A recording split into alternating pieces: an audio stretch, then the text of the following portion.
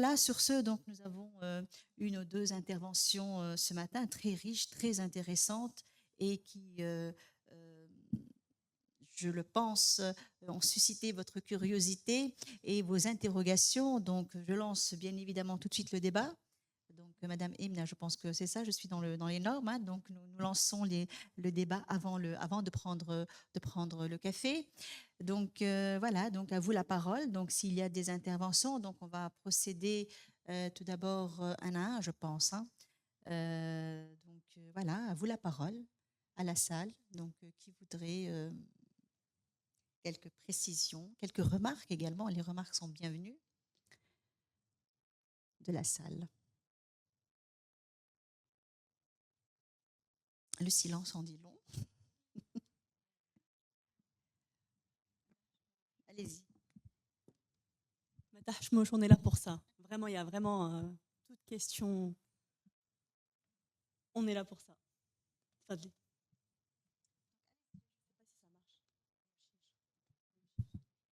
Alors, si vous pouvez vous présenter. Et voilà. Et ensuite. Oui, bien sûr.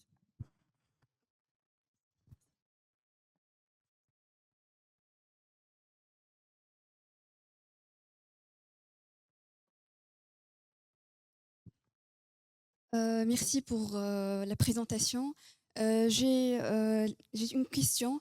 Est-ce que la souveraineté entre la concurrence et la coopération, je veux savoir quels sont les moyens pour qu'on puisse vraiment harmoniser ces deux intérêts vitaux pour les États aujourd'hui. Donc, comment vraiment articuler l'intérêt de la souveraineté en tant que concurrence fiscale par rapport aux autres États et la coopération cruciale avec ces États, même qui peut servir indirectement sa souveraineté. Voilà, oui.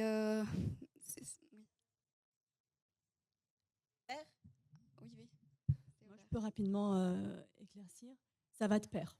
C'est-à-dire qu'on c'est pas antinomique de préserver sa souveraineté pour limiter la compétition ou pour même aussi augmenter la compétition entre deux États, mais également renforcer la coopération. C'est à chaque État de définir ses objectifs. Il doit y avoir une évaluation des besoins et aussi un plan d'avenir vers où on veut aller. Et la préservation de la souveraineté, ça n'est pas une question absolument ad hominem où on peut pas. Les lignes, elles sont mouvantes. Et donc, il y a certains pays qui vont privilégier la coopération pour pouvoir avoir plus d'investissements entrants inbound, donc qui arrivent, et peut-être aussi mettre en compétition d'autres secteurs. C'est vraiment une vision de politique publique. Donc ça n'est pas absolument concurrentiel. C'est quelque chose qu'on doit mettre absolument sur le même plan, mais dans un cadre, dans un objectif long-termiste. Voilà. Alors juste pour revenir sur votre question, mademoiselle, et donc il ne s'agit pas d'une contradiction à vrai sens du terme entre la souveraineté et la coopération. Est-ce qu'on ne doit pas donc coopérer pour préserver notre souveraineté? Non, au contraire. On doit coopérer, mais on doit renforcer nos capacités pour que cette coopération nous soit encore plus bénéfique. Et le renforcement de nos capacités se fait à l'échelle interne, par la lutte contre la fraude interne, par la modernisation, par des taux de pression fiscale acceptables, par le renforcement de la transparence, le fait de poster les entreprises transparentes, réaliser encore plus de justice fiscale. Vous y êtes. Et donc, c'est ce renforcement de nos capacités internes qui nous permettra bien sûr de coopérer. C'est nécessaire et c'est important et c'est inévitable, mais de coopérer sur un plan d'égalité, sur un plan positif pour nos souverainetés, nos pays en développement. Merci. Merci, Madame Artada. S'il y a une autre question dans la salle. Madame?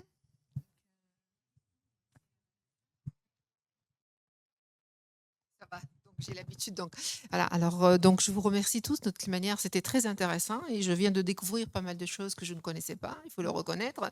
Et puis, je m'inquiète, franchement. C'est pas une question, c'est juste une petite réflexion qui s'adresse essentiellement à Madame Ortata. Alors, est-ce que, dans le cadre de la coopération, le thème était très accrocheur, est-ce qu'on pourrait aujourd'hui parler encore d'une souveraineté fiscale? Et surtout, est-ce qu'on pourrait parler éventuellement d'une justice fiscale internationale? Sachant qu'aujourd'hui, le débat, c'est un débat purement politique. Et avec les changements qui s'opèrent actuellement, avec les petites guerres, disons, économiques, il me semble que le retrait, comme vient de souligner Madame Sabrine, si je ne me trompe pas, c'est ça? Oui, c'est ça. Avec le retrait des États-Unis, le géant donc, économique, est-ce qu'on pourrait encore parler de coopération? Moi, je pense qu'il n'y aura plus de coopération de toutes les manières. Et puis là, je m'inquiète vraiment de l'internationalisation en fait de la fiscalité, parce que si vraiment on va vraiment accepter cela, moi je pense que le seul domaine là où on est relativement souverain en Tunisie, moi je parle de la Tunisie, eh ben, même ce petit domaine-là, ce petit avantage, entre parenthèses, va disparaître, mais très bientôt en fait. Donc voilà, c'est une petite réflexion. J'aimerais bien partager cela avec vous et surtout, qu'est-ce que vous en pensez directement et quelles sont les solutions qu'on pourrait éventuellement apporter en matière de justice fiscale internationale. On est trop loin, je pense. Merci beaucoup. Alors, merci pour votre question. Merci, cher collègue, pour votre question.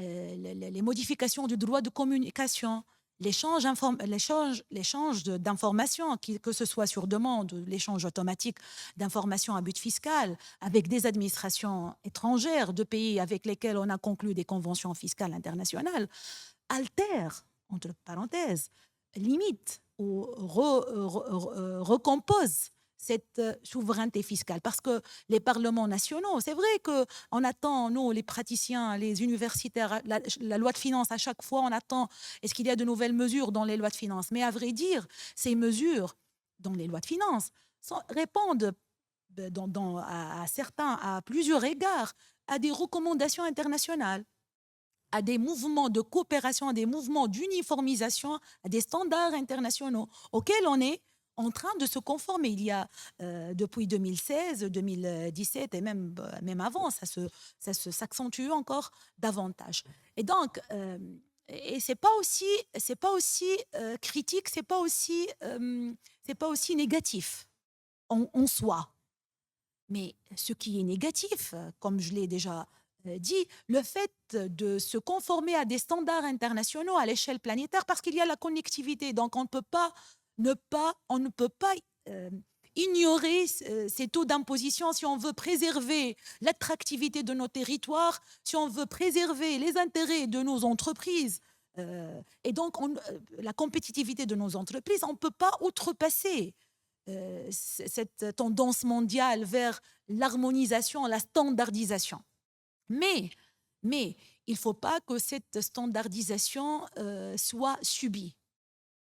C'est pour cette raison que l'approche participative, la méthode participative dont a parlé tout à l'heure notre cher collègue va je crois, ici, je crois qu'elle va contribuer activement à la réussite de ce projet.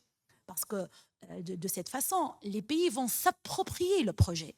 Et donc, à force de le s'approprier, à force de participer, ils vont s'approprier le projet, ils vont militer pour que, je crois que l'Union africaine, les pays de l'Afrique peuvent constituer un contrepoids, même si les États-Unis, c'est normal, les États-Unis défendent les intérêts de ces multinationales. Et donc, même si les États-Unis ont montré une réticence, une objection au départ, je crois qu'ils finiront, avec le marché que représente l'Afrique, ils finiront par rejoindre ce processus. Merci. Oui, bien sûr, bien sûr.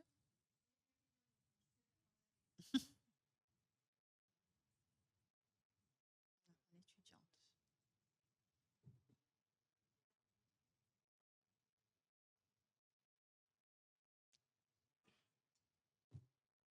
Il a-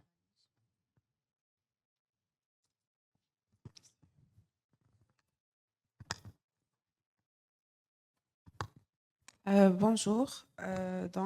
Merci tout d'abord pour les interventions. C'était très intéressant.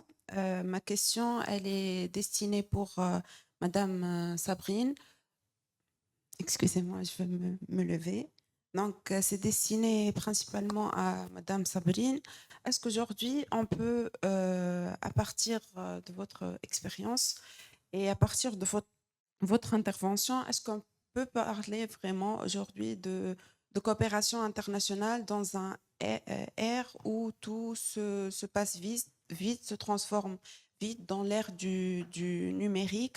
Comment peut-on parler de coopération internationale, surtout entre les pays de l'Europe, l'Union européenne, les Nations unies et surtout au niveau des pays africains, surtout que nous, on est encore un peu loin de suivre la transformation, surtout la taxation au niveau des activités numériques, des influenceurs, des live streaming et tout ça. Donc, peut-être on exportera ou on se servira de l'expérience des pays occidentaux en cette matière-là, mais qu'est-ce qu'on pourrait, nous, comme pays africains, donner à cet égard-là? Merci. C'est une très bonne question, parce que quand on parle de coopération à l'échelle internationale actuellement, il n'y en a pas vraiment. Si je prends les travaux qui sont faits au niveau de l'OCDE, quand on se focalise sur les relations intra-pays OCDE, oui, c'est une coopération parce qu'il y a une discussion entre eux. Mais dès lors qu'on inclut le cadre inclusif au débat de coopération internationale, on ne peut plus utiliser le mot coopération parce que jusqu'à maintenant, tout ce qui a été mis en place au niveau de l'OCDE, ce sont des instruments qui sont subis par les pays en développement et qui sont, pour certains pays, implémentés dans un package qui n'est pas non plus particulièrement assimilé dans le droit local. On a vu des pays qui vont prendre le projet BEPS, le copier-coller sur leur droit local sans faire de travail d'évaluation préalable, sans réellement voir comment est-ce que, en termes de capacité, certaines des mesures vont être mises en place et comment effectivement la collection des revenus va être faite. Donc, on ne peut pas parler de coopération à l'heure actuelle et c'est pour ça que le développement de la convention cadre change la donne parce que, comme j'expliquais, dans le mandat de cette convention cadre, on a un pied d'égalité pour tous les pays membres avec un vote égalitaire entre tous les pays membres et une participation ouverte à tous les pays membres.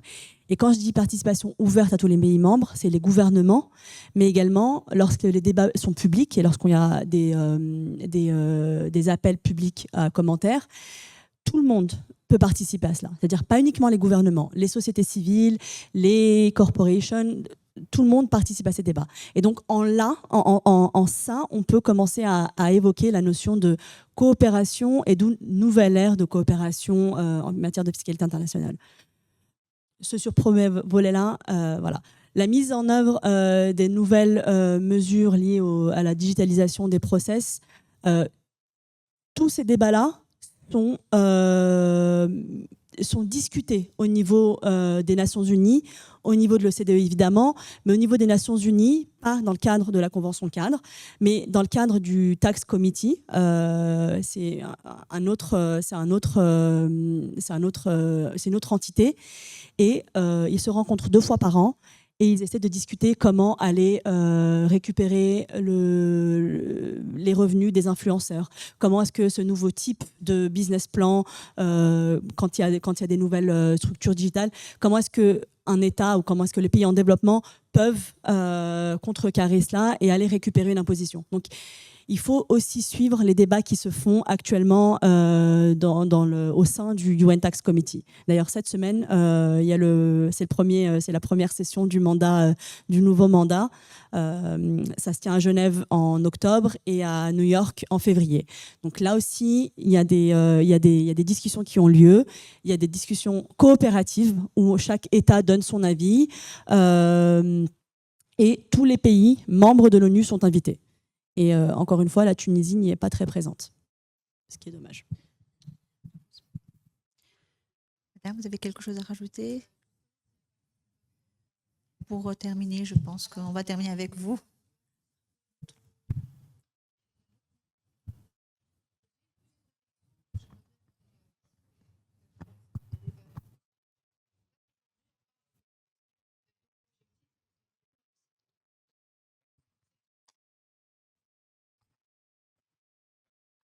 Merci. Donc, c'est une petite réflexion que j'aimerais bien partager avec vous, mais éventuellement, j'aimerais bien que vous m'apportiez, si c'est possible, dans la mesure du possible, une réponse. En fait, aujourd'hui, la grande guerre, l'objet de la coopération éventuellement, c'est le partage de l'impôt. Donc, le gros morceau est accaparé par les États-Unis, un peu moins la Chine, qui refuse catégoriquement de céder la part. La France veut aussi prendre sa part. Mais justement, cette coopération fiscale, elle est vite rattrapée par l'impôt, par la douane. Aujourd'hui, on est dans le cadre de ce qu'on appelle, si je peux me permettre, je ne vais pas être très vulgaire, mais aujourd'hui, on parle des pays qui sont sans culotte douanière. On est sous 100 kilos de douanière. Excusez-moi du terme, je crois que c'est le terme. Chat. Voilà. Un chat. Et donc, du coup, par exemple, pour la Tunisie, éventuellement, nous sommes un pays le plus fraudeur en matière de droits de douane. On est pratiquement le seul pays là qui fait appel à des manœuvres frauduleuses à travers les taxes à effet équivalent, bien évidemment, qui deviennent de plus en plus un petit problème parce qu'elle ne permet pas du tout le respect d'une réglementation internationale à ce niveau-là. Et du coup, il y a un autre problème. C'est qu'aujourd'hui, n'est-il pas important de réfléchir et de penser un peu plus d'une coopération en matière de TVA en instaurant une TVA douanière? Et ce sera l'idéal. Donc, c'est un peu peut-être pompeux, un peu exagéré, mais c'est une réflexion que j'ai à un moment donné. Moi-même, je m'intéresse un petit peu à la douane, donc en fait, c'est peut-être bien, je glisse un petit peu vers cela. Mais là, il y a eu un colloque, en fait, sur cette question-là. Il y a même un ouvrage qui a été fait, qui n'était pas mal du tout, et qui peut éventuellement être au cœur de la coopération fiscale internationale. Et du coup, là, c'est l'impôt le plus juste, entre parenthèses, parce qu'il est neutre, parce qu'il frappe le produit, et donc, du coup, on ne peut pas... Et puis, même les taux, ils sont beaucoup plus justes que d'autres taux, surtout en matière d'impôt sur le revenu, surtout impôt sur les sociétés. Et donc, là, la réflexion de la coopération, qui malheureusement, la Tunisie ne peut pas prendre part, parce que c'est un pauvre pays, en fait, qui a une pression fiscale très importante. Mais par contre, en matière de TVA, on pourrait éventuellement faire quelque chose. Ça, c'est... J'aimerais bien vous entendre sur cette petite réflexion. Méditer. Voilà. Donc, ça mériterait une journée d'études, ce que vous nous avez avancé. Donc, on prend la dernière intervenante qui m'est chère. Mon étudiante, allez-y. Bonjour tout le monde, je vous remercie. Je vous remercie pour vos interventions, ils étaient très intéressants. Atidel Oueliemi, étudiante en M2, actuellement en phase de mémoire et dans le sujet actuel de la transparence fiscale en Afrique, spécifiquement sur les échanges des renseignements fiscaux. Alors, ma question serait là. Alors, comment la coopération internationale fiscale peut-elle concilier la lutte contre l'évasion fiscale des crypto-monnaies, alors que dans la Tunisie, il n'y a pas un cadre légal qui encadre les crypto-actifs? Qui s'adresse la question? Je pense que ça touche les deux interventions. Merci. Alors, mademoiselle, vous avez déjà apporté une réponse à votre question, étant donné que le cadre juridique, on peine encore à avoir un cadre juridique pour réglementer ces crypto-monnaies. Et donc, c'est un terrain de fraude, c'est un terrain de manque de transparence par excellence. Cela ne veut pas dire pour autant que le texte juridique va permettre d'éviter tous ces problèmes-là, mais bon, le cadre juridique serait une assise pour pouvoir bâtir, pour pouvoir construire les premières règles de transparence en la matière.